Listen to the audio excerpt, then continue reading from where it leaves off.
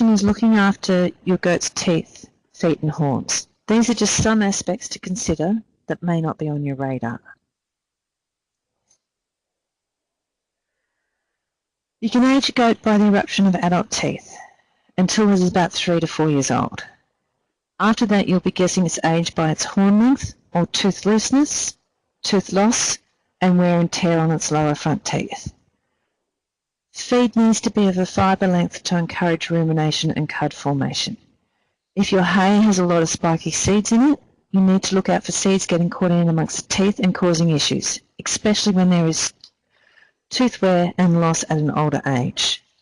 With older goats that are starting to lose their teeth, you may need to provide softer, smaller lengthed, more nutritious hard feed, and watch your goats chewing, that it is a normal action, that they are not quitting, as in dropping food, and that there are no loose or floating back molars, as they can lead to pockets where food can get stuck, ferment, and bacteria populate.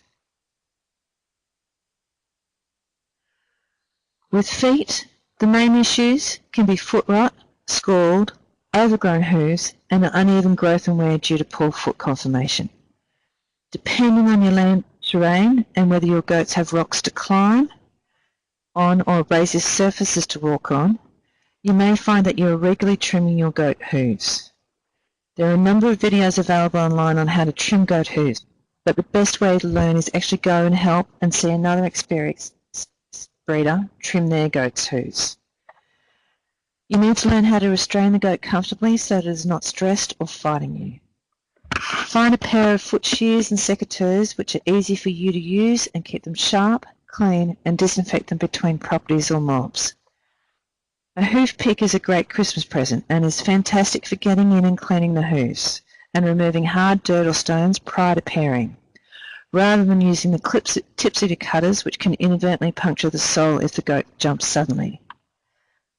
The goal of trimming the hoof should be to get the bottom of the foot to match the angle of the coronary band, which is where the hair ends at the top of the foot. If you only have a few goats, you can do them standing. They don't really like being placed on their rump as you do with sheep, but if you have a lot to do, either making a raised stand to restrain them or buying a tilting cradle will be nicer on your back in the long run.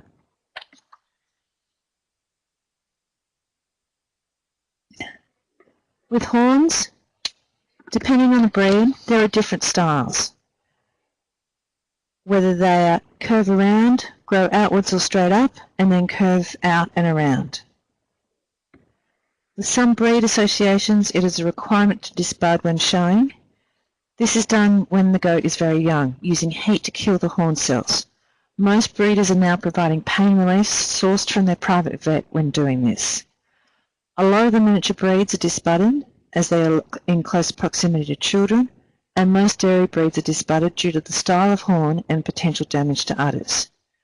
There are also quite a few breeds where pole goats, those that are naturally without horns, have been bred. There is a lot of debate about having horns and disbudding, but whatever you decide to do, if disbudding, it needs to be done at a young age, as once it is more than a horn bud, removal of the horns is a veterinary procedure. You can trim the tips of horns to smooth the ends off so they are less damaging, but it is illegal to use elastrator bands to remove a goat's horns. If not buying polled or disbudded goats, consider the type of horn set, your infrastructure, as in the width of your race or holding facilities with adult animals, and be aware that if horns are set too close together, legs can get caught in them. Goats are very hardy animals and can and will recover from setbacks with good nutrition and care. A good resource on your responsibilities is the Australian Industry Welfare Standards and Guidelines for Goats, which was developed by Animal Health Australia with the Goat Industry Council of Australia, after national consultation with various goat industry sectors. It is available online, but if you would like a hard copy, email publications@animalhealthaustralia.com.au.